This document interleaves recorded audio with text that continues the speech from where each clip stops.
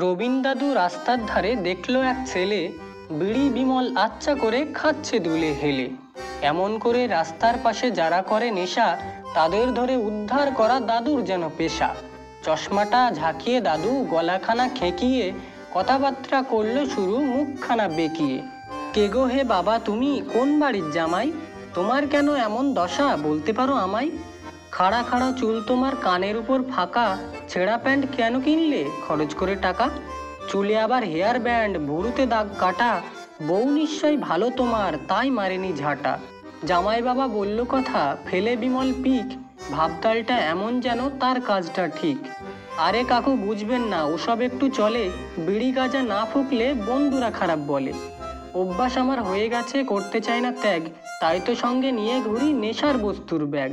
কাকু হঠাৎ বলল রেগে সাটিয়ে একটা চড়, জামাই বলে অল্প দিলাম নাইলে কাটতাম ধর।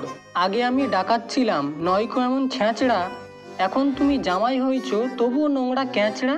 গু খেয়ে গলা বাজিয়ে বলছো লাগছে বেশ, তোমার মতো ছেলের জন্য দেশটা হচ্ছে শেষ।